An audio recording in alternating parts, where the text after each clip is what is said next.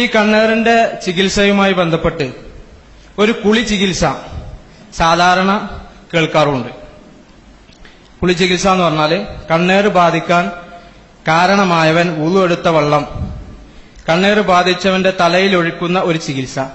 ഇത് ശരിയാണോ? ഹദീസുകൾ വന്നിട്ടുണ്ട് എന്നാണ് കേൾക്കുന്നത്. അങ്ങനെ ആരെങ്കിലും വുളു എടുത്തു തരാൻ ഒരാൾ ആവശ്യപ്പെട്ടാൽ വുളു എടുത്തു കൊടുക്കണമെന്ന് ഹദീസിൽ വന്നിട്ടുണ്ട് എന്നാണ് കേൾക്കുന്നത്. അങ്ങനെ ഹദീസിൽ വന്നിട്ടുണ്ടോ? വന്നിട്ടുണ്ടെങ്കിൽ ആ ഹദീസ് സ്വീകാര്യമാണോ? സ്വീകാര്യമാണെങ്കിൽ അതിൽ എന്ത് നിലപാടാണ് നാം സ്വീകരിക്കേണ്ടത്? അത് നിഷേധിച്ചാൽ കുറ്റക്കാരനാകുമോ? അത് അംഗീകരിക്കുകയാണെങ്കിൽ അന്ധവിശ്വാസിയാവില്ലേ എന്നാണ് എന്റെ ചോദ്യം. മുജാഹിദ് പ്രസ്ഥാനത്തെ സംബന്ധിച്ചിടത്തോളം ഞങ്ങൾക്ക് യാതൊരുവിധ സംശയവുമില്ല. മുജാഹിദുകളെ സംബന്ധിച്ചിടത്തോളം ഇതൊരു പുതിയ വിഷയമായി നിങ്ങൾ മനസ്സിലാക്കുകയും വേണ്ട. നേരെ മറിച്ച് ഇസ്ലാമിക ജീവിതം എന്ന് പറയുന്ന പുസ്തകത്തിൽ മഹാനായ അമാനി മൗലവി വളരെ മുമ്പ് തന്നെ വളരെ വിശദമായി കൊണ്ട് കണ്ണേറിനെ സംബന്ധിച്ച് പറഞ്ഞു വെച്ചിട്ടുണ്ട്. മുജാഹിദുകൾ, തലതെരച്ച മുജാഹിദുകൾ, അവർ വാങ്ങി അവരുടെ വീടുകളിൽ സൂക്ഷിച്ചവർ വായിച്ചു പഠിച്ച പുസ്തകമാണിത്. ആ പുസ്തകം പോയി വായിച്ചു നോക്കൂ. അതല്ല, നിങ്ങൾക്ക് ഉദ്ധരിക്കാവുന്ന ഹദീസുകൾ ഉണ്ടെങ്കിൽ ആ ഹദീസുകൾ ഇമാം മുസ്ലിം ഒന്നിന് പുറകെ ഒന്നായി ഉദ്ധരിച്ചിട്ടുണ്ടെങ്കിൽ ഇമാം മുസ്ലിമിലെ ആ ഹദീസുകൾ വായിച്ചു നോക്കൂ. മുജാഹിദ് പ്രസ്ഥാനത്തെ സംബന്ധിച്ചിടത്തോളം ഒരു ഹദീസ് സ്വഹീഹായി വന്നിട്ടുണ്ട് എങ്കിൽ ആ സ്വഹീഹായി വന്ന ഹദീസുകളെ സ്വീകരിക്കാൻ ഒരു തടസ്സവും ഇല്ല, എവിടെയും ഇല്ല. ഈ കണ്ണേറിന്റെ ചികിത്സയുമായി ബന്ധപ്പെട്ട് ഒരു കുളി ചികിത്സ സാധാരണ കേൾക്കാറുണ്ട്. കുളി ചികിത്സ എന്ന് പറഞ്ഞാൽ കണ്ണേറ് ബാധിക്കാൻ കാരണമായവൻ വുളു എടുത്ത വെള്ളം കണ്ണേറ് ബാധിച്ചവന്റെ തലയിൽ ഒഴിക്കുന്ന ഒരു ചികിത്സ. ഇത് ശരിയാണോ? ഹദീസുകൾ വന്നിട്ടുണ്ട് എന്നാണ് കേൾക്കുന്നത്.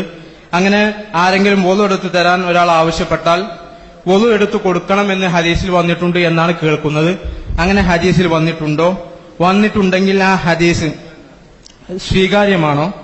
സ്വീകാര്യമാണെങ്കിൽ അതിൽ എന്ത് നിലപാടാണ് നാം സ്വീകരിക്കേണ്ടത്? അത് നിഷേധിച്ചാൽ കുറ്റക്കാരനാകുമോ? അത് അംഗീകരിക്കുകയാണെങ്കിൽ അന്ധവിശ്വാസിയാവില്ലേ എന്നാണ് എന്റെ ചോദ്യം. ഹദീസിന്റെ ആശയം ഞാൻ പറഞ്ഞുതരാം, കേട്ടോളൂ.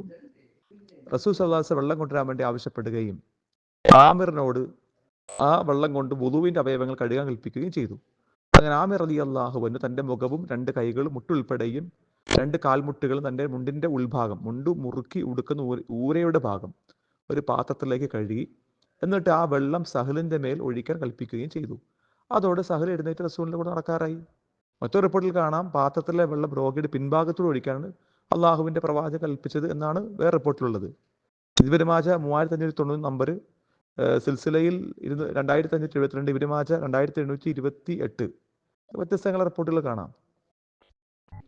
നബി സല്ലല്ലാഹു അലൈഹി വസല്ലമയിൽ നിന്ന് സ്വഹീഹായി വന്ന ഒരു ഹദീസിനെ, സ്വീകാര്യോഗ്യമായി വന്ന ഒരു ഹദീസിനെ നിഷേധിക്കുന്ന ഒരാളെ കുറിച്ച് ആർക്കാണ് വിധി അറിയാത്തത്? ഫലാ വറബ്ബിക് ലാ യുഹക്കിമുക ഹത്താ ഫലാ വറബ്ബിക് ലാ യുഅ്മിനൂന ഹത്താ യുഹക്കിമുക ഫീമാ ശജറ ബൈനഹും. അല്ലാഹുവിന്റെ റസൂലിന്റെ ഒരു അഭിപ്രായം, ആ അഭിപ്രായം അല്ലാഹുവിന്റെ റസൂലിൽ നിന്ന് സ്ഥിരപ്പെട്ടതാണ് എന്ന് ബോധ്യപ്പെട്ടിട്ടും ഒരാൾ നിഷേധിക്കുകയാണെങ്കിൽ അയാൾ മുഅ്മിനല്ല എന്നാണ്. സ്വഹീഹായി അല്ലാഹുവിന്റെ റസൂലിൽ നിന്ന് സ്ഥിരപ്പെട്ടു വന്ന ഒരു ഹദീസ് നിഷേധിക്കാൻ പാടില്ല. അത് അല്ലാഹുവിന്റെ റസൂലിന്റെ വാക്കിനെ തള്ളലാണ്. ومن يشاقق الرسول من بعد ما تبين له الهدى ويتبع غير سبيل المؤمنين نوله ما تولى ونصله جهنم. അള്ളാന്റെ റസൂലിന്റെ വാക്ക് സ്വഹീഹായി വന്നത് ഞാൻ സ്വീകരിക്കില്ല, എനിക്കത് ബാധകമല്ല എന്നൊരാൾ പറഞ്ഞാൽ അള്ളാന്റെ റസൂലിനോട് മാത്സര്യബുദ്ധി പ്രകടിപ്പിക്കലാണ്. ആ കാര്യത്തിൽ മുസ്ലിം ലോകത്ത് ആർക്കാണ് തർക്കമുള്ളത്?